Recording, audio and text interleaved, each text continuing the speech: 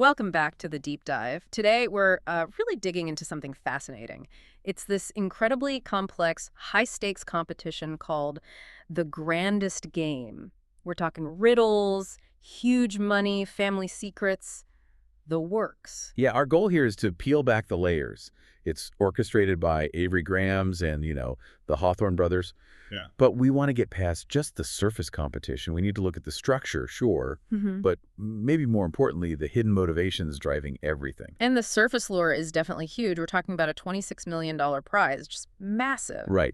But it's framed by that motto. Yeah. Every story has its beginning. Exactly, which straight away tells you this isn't just about who grabs the cash. It's about how these players even get to the starting line, what secrets they bring with them, what they're willing to do. It's like a morality test disguised as a game show almost, Yeah. with a ridiculous amount of money involved. A perfect trap, maybe. You dangle that kind of money. You're going to attract people who are desperate, maybe ruthless, which, probably fuels the kind of drama that Hawthorns seem to enjoy. Oh, for sure. So the big question for us, I think, is, are the clever riddles the main point?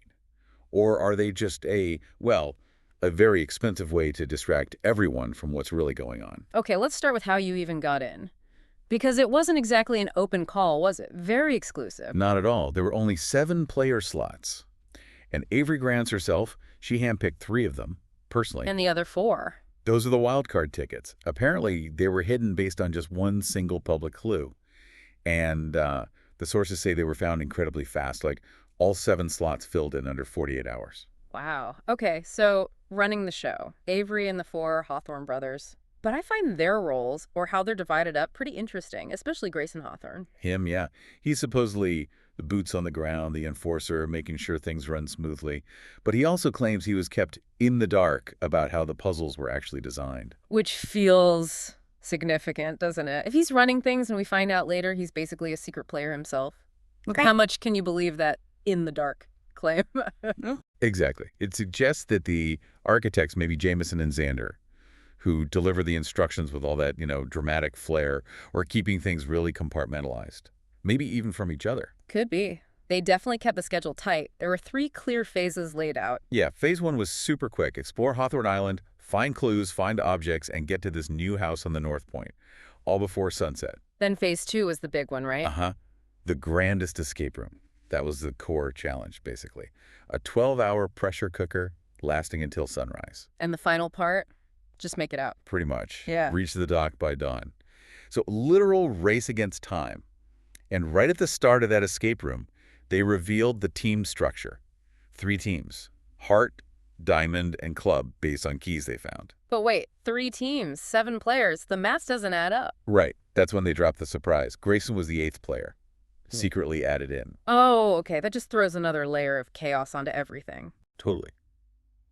But the real depth, I think, comes when you look at why these specific people are playing. Their motivations are intense. Yeah, some definitely seem to need the money just to survive, financially speaking. But others, it's something else entirely, isn't it? Something darker. Take Rohan. His goal isn't just the $26 million. He needs a very specific amount, 10 million pounds as a buy-in. A buy-in for what? To take control of this secret society he was raised in, called the Devil's Mercy. So for him, this isn't about paying rent, it's raw power. He wants to run this dangerous group. Wow. Okay, that puts his actions in a totally different light. Then you have Lara Kane. She says it's for tuition, which sounds, normal enough. But digging deeper, her real drive is uncovering the truth about her father. He died 15 years ago, and apparently the last name he spoke was Hawthorne. And she has this incredible skill, right? The source mentions something about a test. Yeah, it's almost spooky. She's amazing at finding patterns, scored 94% on a college test for a class she wasn't even in, just by figuring out the question patterns. Which is exactly the kind of mind you'd need for a Hawthorne game. Precisely. Then there are the Grayson twins, Savannah and Gigi. Talk about family drama under pressure. Right. Savannah's the Diamond Team member, the super smart one. Yeah, the prodigy, graduated college at like 17 or 18. Very competitive. Her motivation seems tied to their father, Sheffield Grayson. He was being investigated by the FBI, the IRS. And then he just disappeared. And Gigi, her sister on the club team, is the opposite. Complete opposite. Described as a chaotic puzzle solver, a lay cartographer, apparently she uses her body to map out clues, which is wild. Okay. And her motivation?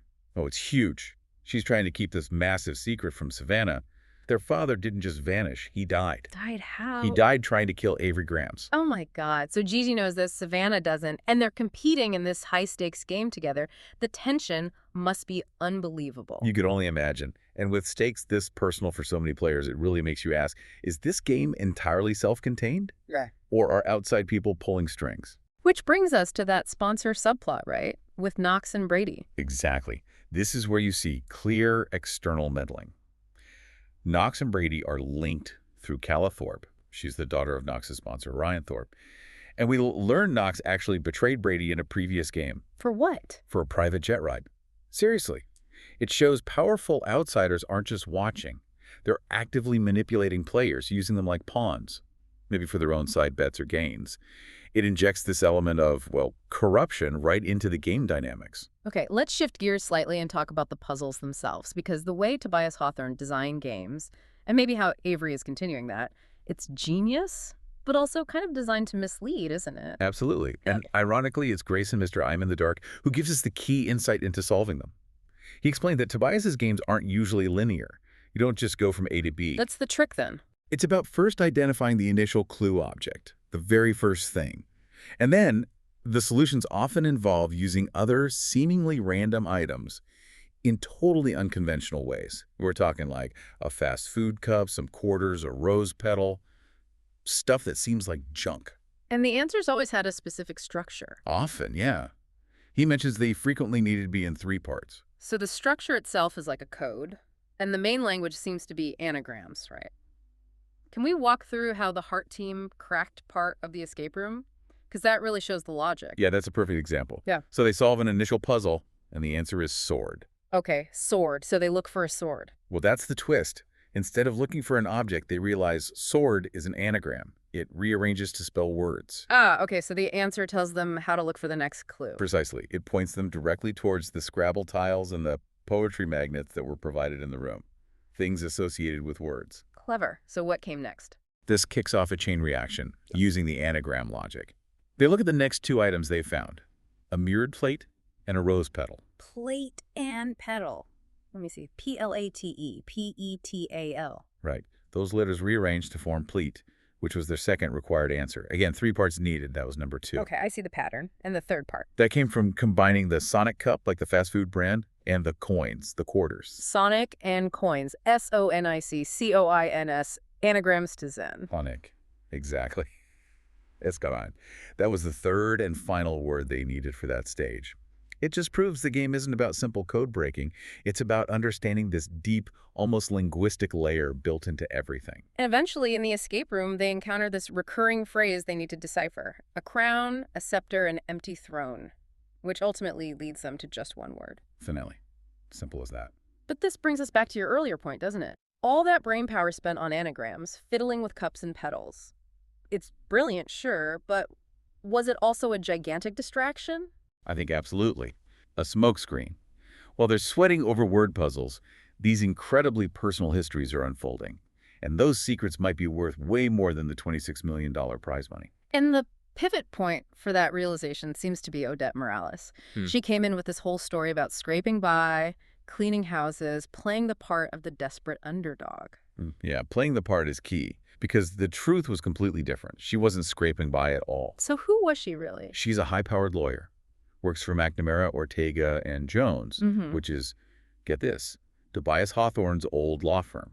Wow. And she used to be an actress years ago. So she was perfectly capable of pulling off this charade. She was essentially planted in the game. And she used her position to drop a bombshell, right? Specifically on Lyra and Grayson. Oh yeah, a massive one. Yeah. She confronts them about Lyra's father's death, confirms he was killed by a Hawthorne, but then she adds this crucial, chilling question. What was it? She basically says, it never occurred to either of you that the A in that sentence might be an initial. A Hawthorne, not just a Hawthorne. Exactly. That changes everything. Yeah. Then she points a finger, or at least strongly implies, it connects to Alice Hawthorne, Tobias's wife, supposedly deceased. But Odette says she wasn't actually dead back then. Right. Odette reveals the story about Alice being buried was a lie. Alice apparently showed up 15 years ago, asking Tobias for some kind of secret favor, and Odette, the lawyer, helped make it happen. It implies there's this whole hidden history, maybe even a hidden player connected to Alice manipulating things now. And that revelation just completely merges Lyra's quest for truth about her father and Grayson's own family issues, doesn't it? They crash right into each other. And the source mentions Lyra has this repressed memory from her father's death scene. She remembers seeing a symbol drawn in blood. What symbol? Omega, the Greek letter. Usually means the end, the last. Omega, wow. Introducing that symbol right at this point feels huge. It suggests the game, the money, the riddles. Yeah. It's all tied into finishing something related to Tobias's legacy, maybe something connected to Alice reaching the absolute end of the line. It definitely reframes the whole competition. And as Phase 2 ends, you see the game board just completely reshuffle. Alliances start forming, like Rohan and Savannah cutting some kind of tense deal for whatever comes next. And Odette drops out. Yeah, she withdraws, citing health concerns, which, maybe is true, maybe isn't. But before she leaves, she uses her power as a departing player to gift her spot. To who? To Brady Daniels, the guy Knox betrayed earlier. So Brady's back in, not because he won anything, but because Odette chose him. So the end of the phase just reinforces everything we've been talking about. The game isn't pure. It can be influenced by outside money, by personal history, by individual choices like Odette's gift. Solving the riddles is maybe secondary. Totally secondary, I think. It's about playing the long game, the political game, the personal game, the historical game. We're left with 5 players heading into whatever comes next. Okay, so looking back at everything we've discussed, pulling from all the source material, the real nature of the Grandest Game seems pretty clear now, doesn't it? Yeah, I think so. Those incredibly intricate riddles, that huge cash prize, they feel like a masterclass in misdirection. Yeah. Beautifully crafted, sure, but ultimately, they're there to distract everyone. Keep the players occupied while the real game plays out underneath. A game about revenge, about power grabs like Rohan's society, about untangling these messy, decades-old Hawthorne family secrets. And so the most critical skill for winning probably isn't just being good at anagrams.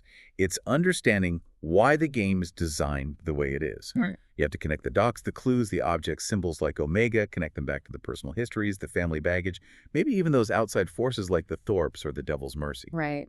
Understanding the context is the key. It has to be. So here's something for you, the listener, to think about as we wrap up.